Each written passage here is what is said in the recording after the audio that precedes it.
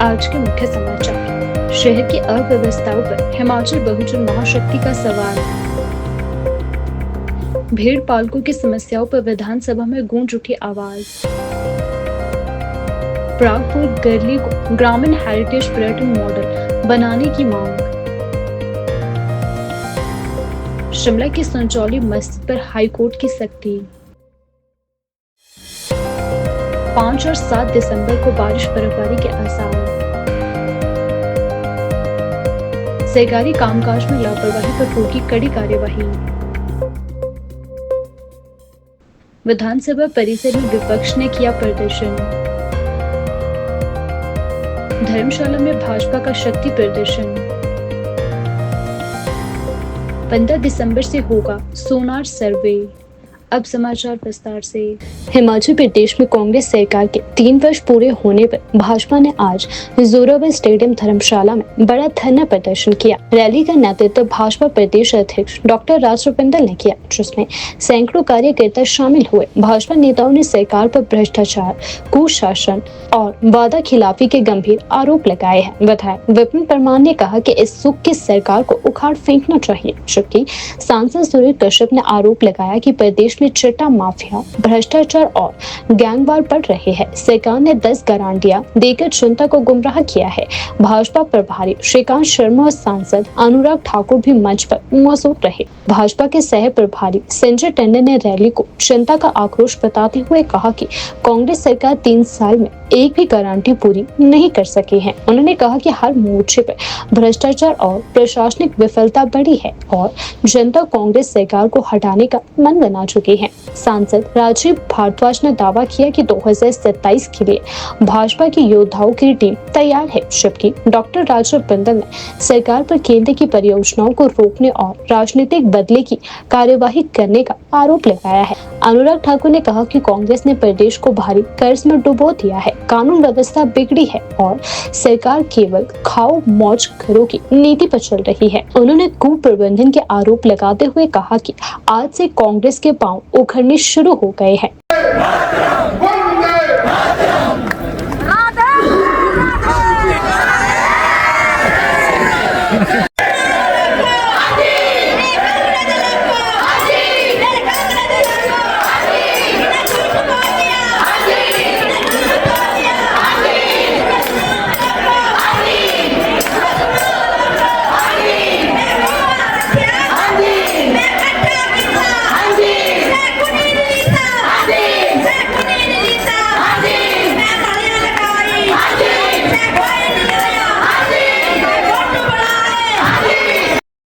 संजौली मस्जिद विवाद मामले में हिमाचल प्रदेश हाईकोर्ट में महत्वपूर्ण सुनवाई हुई है। अदालत ने मस्जिद के निचली 2 मंजिलों को लेकर यथास्थिति बनाए रखने का निर्देश दिया है, जबकि दूसरी मंजिल से ऊपर की सभी मंजिलें हटाने का आदेश दोहराया है। कोर्ट ने कहा कि जिन मंजिलों को तोड़ने का आश्वासन पहले दिया गया था, यदि संबंधित पक्ष कार्यवाही नहीं करता है तो नगर निगम शिमला को इन्हें ढहाने की पूरी स्वतंत्रता होगी। यह मामला वक्फ बोर्ड द्वारा जिला अदालत के उस आदेश के विरोध दायर याचिका से जुड़ा है, जिसमें मस्जिद के ऊपरी हिस्से को अवैध मानते हुए उसे हटाने के निर्देश दिए गए थे।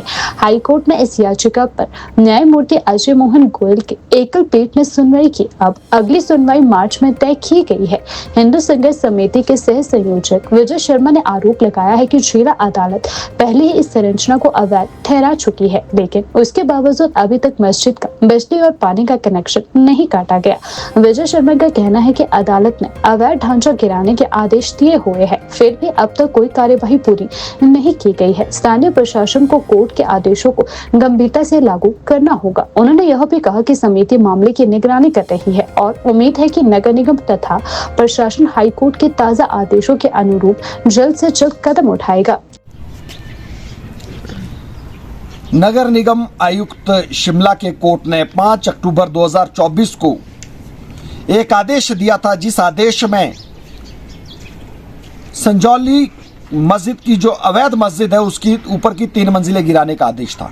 और वो जो नगर निगम ने आदेश दिया था वो मस्जिद कमेटी द्वारा एफिडेविट फाइल करने पे दिया था, जिसमें उन्होंने कहा था कि हमारी ऊपर की 3 मंजिलें अवैध है, इसे गिराने पर हमें कोई आपत्ति नहीं है।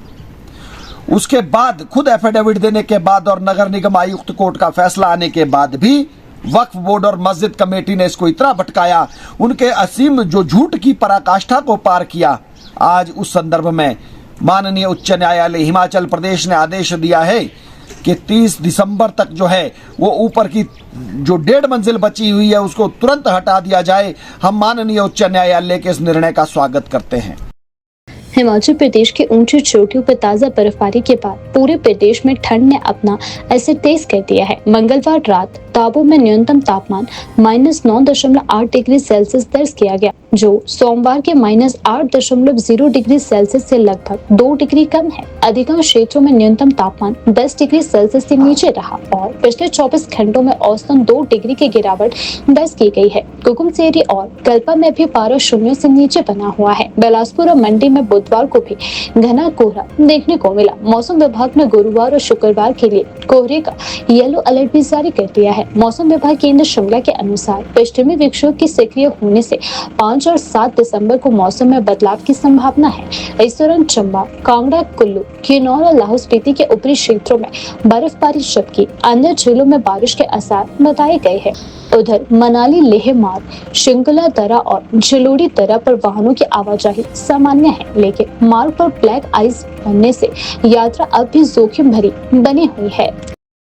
हिमाचल प्रदेश विधानसभा में भाजपा विधायक डॉक्टर जनक राज ने प्रदेश और अपने निर्वाचन क्षेत्र के भेड़ पालकों की समस्याओं को मजबूती से सदन में सामने रखा। उन्होंने बताया कि उनके क्षेत्र के लगभग 748 लोग हिमाचल प्रदेश फूड फेडरेशन में पंजीकृत है और पारंपरिक रूप से भेड़ पालन पर निर्भर है, लेकिन वर्तमान समय में यह समुदाय गंभीर संकटों से जूझ रहा है। उन्होंने सर्दियों के प्रवास के दौरान चोरी की बढ़ती घटनाओं पर भी चिंता जताई।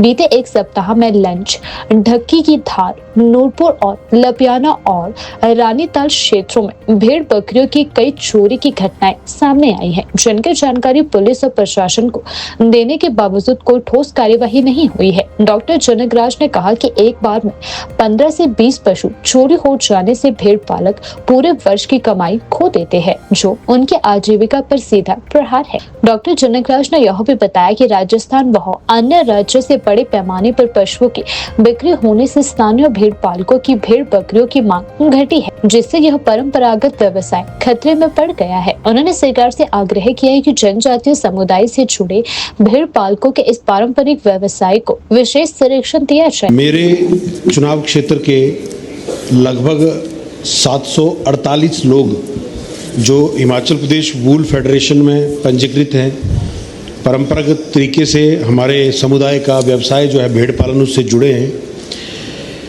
भेड़ पालक आज के समय में बहुत अधिक समस्या का सामना कर रहे हैं। अभी सर्दियों में प्रवास के दौरान पिछले एक हफ्ते की मैं अगर बात कहूँ तो मुझे लंज, ढक्की की धार, नूरपुर, लपियाना, रानीताल इन क्षेत्रों से चोरी की अनेकों घटनाएं लोगों ने मुझे सूचित की। मैंने पुलिस विभाग को सूचित किया, यहाँ के पुलिस प्रशासन को सूचित किया, परंतु कहीं कोई कार्रवाई नहीं हुई। मुझे बहुत दुख इस बात का है क्योंकि भेड़ पालन व्यवसाय से जो लोग जुड़े हैं, अगर उनकी 15-20 भेड़ें या बकरियां एक बार में चुरा ली जाती हैं तो उनके साल भर की कमाई जो है वो समाप्त हो जाती है। एक तो ये प्रमुख समस्या उन लोगों को प्रवास के दौरान झेलनी पड़ रही है। साथ ही साथ जो भेड़ों को, बकरियों को जो दवाइयाँ दी जानी चाहिए, वो मुझे जो जानकारी है कि उसका रेट कॉन्ट्रैक्ट समय पर नहीं हुआ, जिस वजह से प्रवास के दौरान जो लोगों को ज़रूरी दवाइयाँ मुहैया करवानी चाहिए थी, एक तो वो लोगों को उपलब्ध नहीं हो पा रही हैं। तीसरा एक बड़ा कारण ये है कि जो फॉरेस्ट डिपार्टमेंट है वो चारागाहों के आकार को सीमित कर दिया गया है और निर्माण लोगों के द्वारा किए गए हैं, बाड़बंदी किए गए हैं। तो मेरा केवल इतना कहना है कि वो भेड़ पालक कोई पेड़ पौधों को तो नुकसान करते नहीं है। अब जानवर, जंगली जानवर या हैं चाहे पालतू जानवर हैं, खाएंगे तो घास ही, पेड़ को थोड़ी खा जाएंगे पूरा। तो ये तो हमें थोड़ा सा अपने नियमों में भी रिलैक्सेशन देनी पड़ेगी, क्योंकि प्रकृति ने भोजन की व्यवस्था उनके लिए पेड़ पौधों के रूप में की है।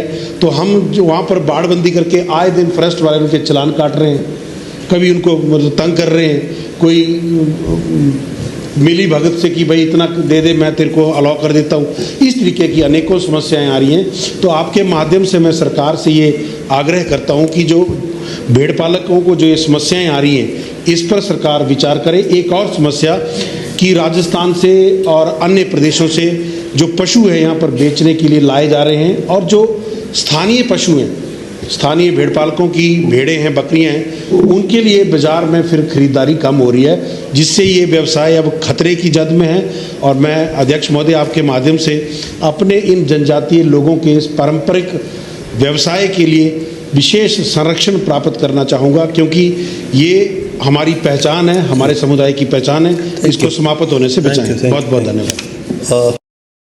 हिमाचल बहुजन महाशक्ति एकता समाज मंच के प्रदेश संयोजक करीमचंद भाटिया ने शिमला शहर की बिगड़ती व्यवस्थाओं पर गंभीर चिंता जताई है। उन्होंने शहरी क्षेत्र के सभी वार्डों, गलियों, मोहल्लों और ऐतिहासिक स्थलों पर स्ट्रीट लाइटों की खराब व्यवस्था, खराब सड़कों, लोगों की सुरक्षा से जुड़े मुद्दों को तत्काल समाधान योग्य बताया। करीमचंद भाटिया ने कहा कि शिमला में बंदरों, कुत्तों और लंगूरों का आतंक लगातार बढ़ रहा है, जिससे स्थानीय लोगों, स्कूली बच्चों, पर्यटकों को खतरा बना हुआ है। उन्होंने प्रशासन पर आरोप लगाया है कि बार बार शिकायतों के बावजूद प्रभावी कदम नहीं उठाए जा रहे। उन्होंने शहर में हाल के दिनों में बाजारों, सड़कों और रास्तों पर बिछाई गई तारकोल की गुणवत्ता पर भी सवाल उठाए हैं। करीमचंद भाटिया ने कहा कि सड़कें मरम्मत होने के सिर्फ 4 दिन बाद ही उखड़ने लगती है, जो कार्यों में गंभीर लापरवाही और गुणवत्ता की कमी को दर्शाती है।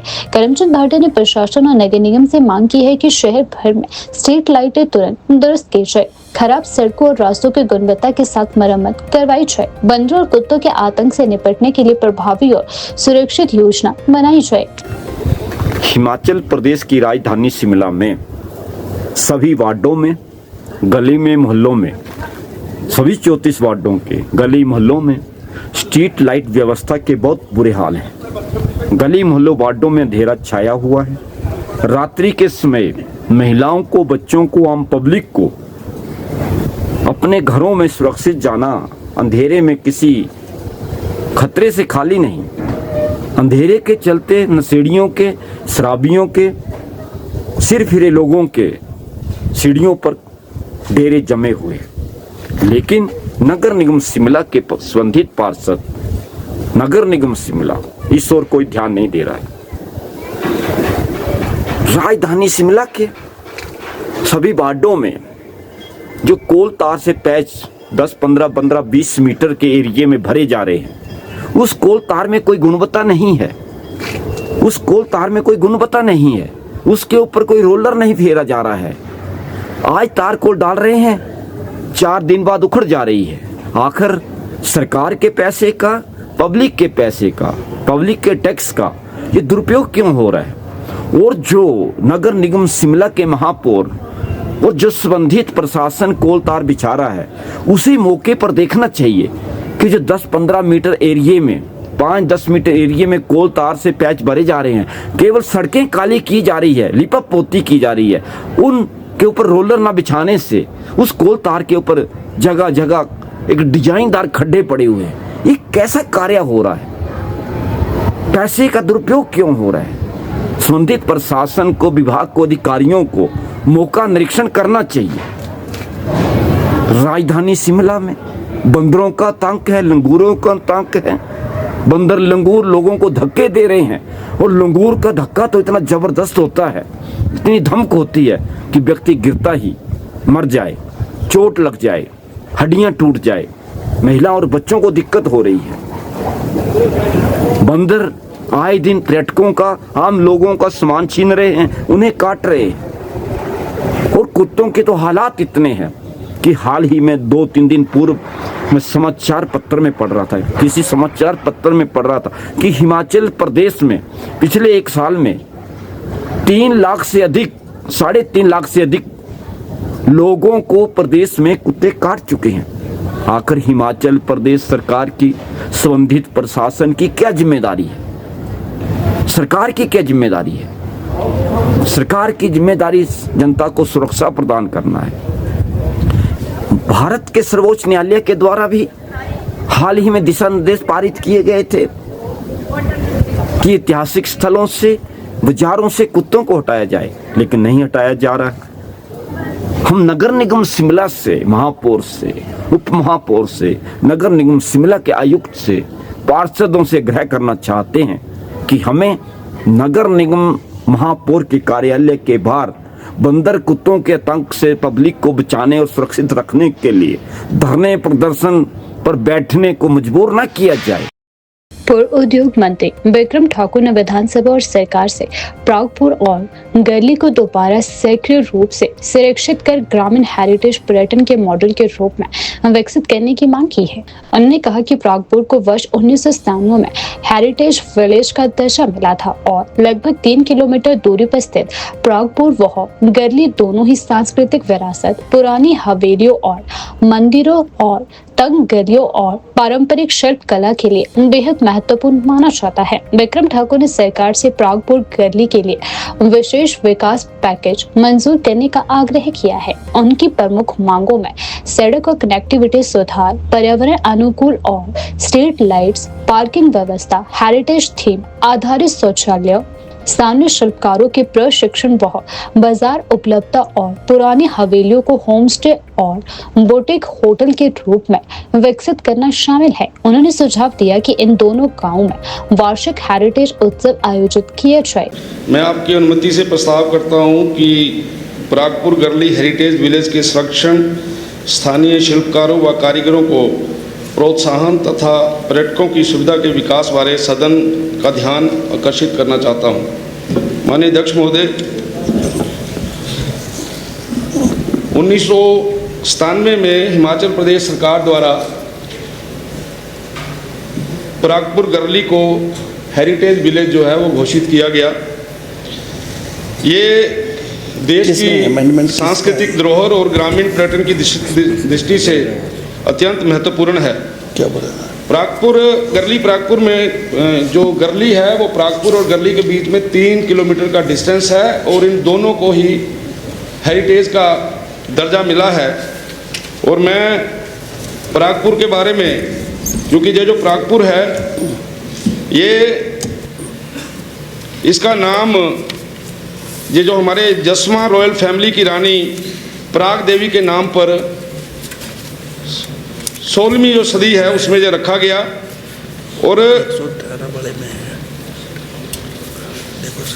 इस प्रागपुर के अंदर एक माना जाता है कि ये एक फूलों का गांव था। ये फुल ऑफ पोलैंड के नाम से इसको बोला जाता है। और इस प्रागपुर में जो हेरिटेज विलेज है वहाँ पर पुराने तालाब आपको, जो जजिस कोर्ट के नाम से एक आज जो इस समय होटल है, लाला रेडूमल हवेली है, बुटेल मंदिर है, शक्ति मंदिर है। और इसी प्रकार से यहाँ पर प्रागपुर के अंदर प्राचीन हवेलियाँ हैं, स्लेट छत वाले हैं, कंक्रीली गलियाँ हैं, पुरातन मंदिर हैं। और ये सब प्रागपुर और गरली को विशिष्ट बनाते हैं।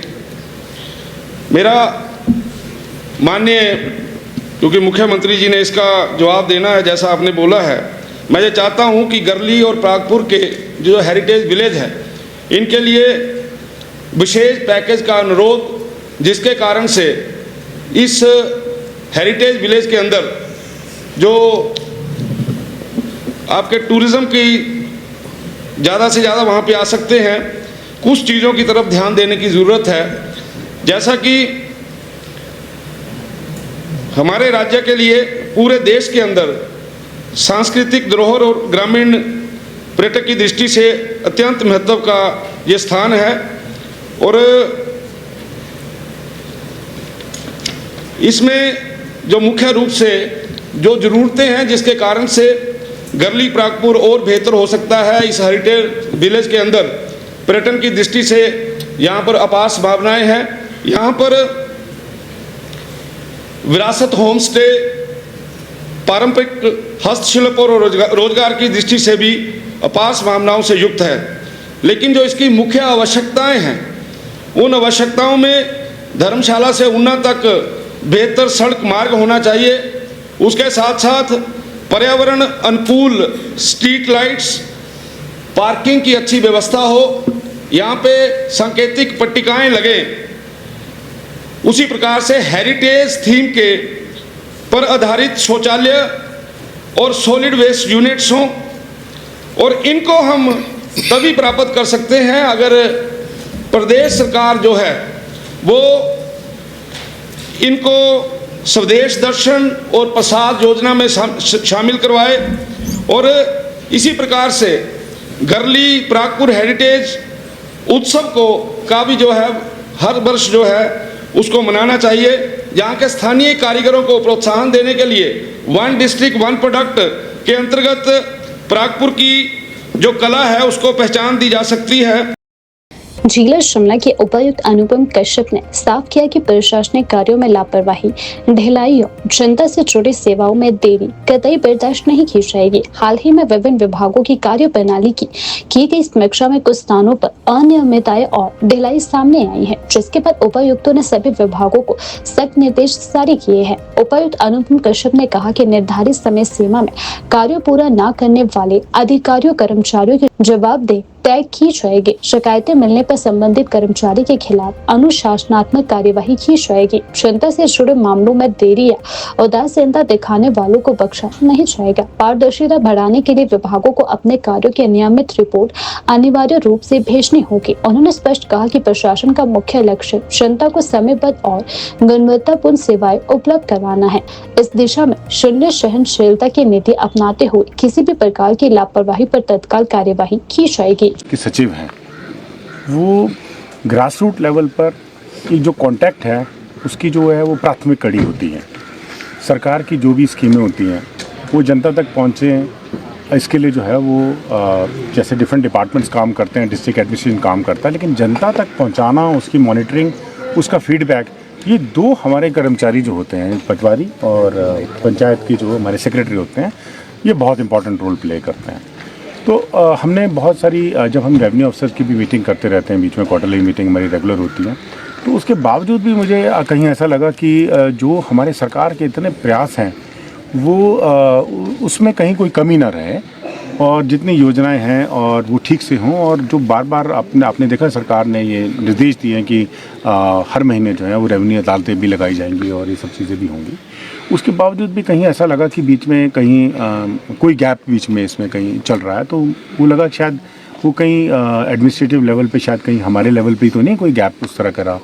तो फिर हमने एक बैठक में तय किया कि अपने पास फील्ड से लोगों को बुलाने से बेटर रहेगा कि हम खुद जो हैं वो बिल्कुल हर जगह में जाकर के जितने भी हमारे ये ग्रास रूट लेवल के फंक्शनरीज हैं इनके साथ डायरेक्ट से बात करते हैं कि प्रॉब्लम को भी अंडरस्टैंड करते हैं और जो डिले हो रहा है ये क्यों डिले हो रहा है इसको भी अंडरस्टैंड करना बहुत ज़्यादा ज़रूरी है।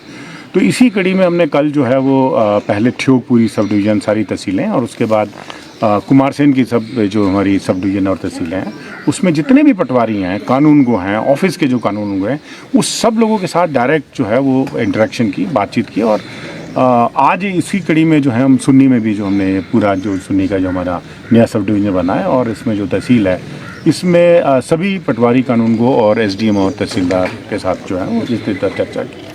बहुत सारी चीज़ें देखने में भी आई है, कुछ जगहों में विलम्ब भी है और कुछ जगहों में जो है वो हमारे जो ऑफिशियल्स हैं उनमें भी, उनके कार्य करने में भी कहीं कुछ दिखते हैं। कुछ लोग अच्छा कार्य कर रहे हैं लेकिन कहीं बहुत दिखते हैं।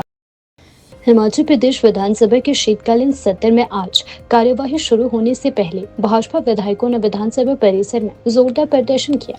विपक्ष के नेता जयराम ठाकुर की अगुवाई में विधायकों ने हाथों में तख्तियां लेकर धारा 118 में संशोधन और आपदा पर राजनीति करने के आरोपों को लेकर नारेबाजी की। जयराम ठाकुर ने आरोप लगाया कि सुख सरकार आपदा से प्रभावित प्रदेश की पीड़ा को समझने के बजाय आपदा के पैसों से 3 साल का जश्न मनाने में जुटे हैं। उन्होंने कहा कि धारा 118 में संशोधन कर हिमाचल को बेचने की तैयारी की जा रही है, जिसको भाजपा किसी भी स्थिति में स्वीकार नहीं करेगी। जयराम ठाकुर ने व्यवस्था पतन के 3 साल बदलो बदलो बदलो भ्रष्ट सरकार के नारे के साथ आज जोरावर स्टेडियम में प्रदर्शन भी किया है। उन्होंने कहा कि बीते दिनों एबीवीपी कार्यकर्ताओं, पेंशनरों, ओबीसी और दृष्टिबाधित और अन्य वर्गों को सरकार के खिलाफ सड़क पर उतरना पड़ा है, जो बढ़ती असंतोष की स्पष्ट तस्वीर है।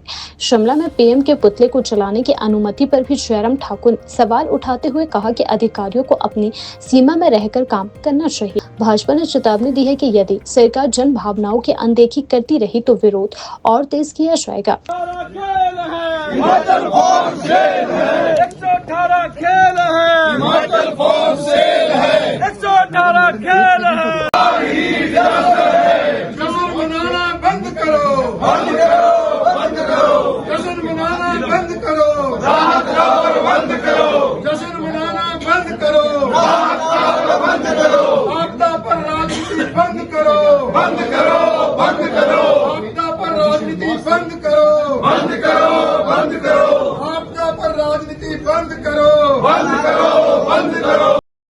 सतलुज नदी में बढ़ते जलस्तर और तेजी से बढ़ रही सिल्ट की मात्रा पर चिंता जताते हुए उपायुक्त अनुपम कश्यप ने गुरुवार को सुन्नी में विशेष बैठक की।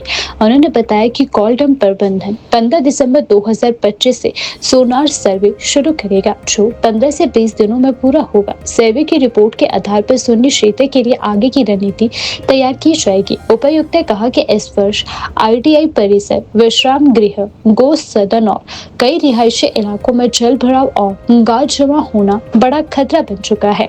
उन्होंने प्रभावित स्थानों का जायजा लेते हुए कहा कि जनधन की सुरक्षा सर्वोच्च प्राथमिकता है।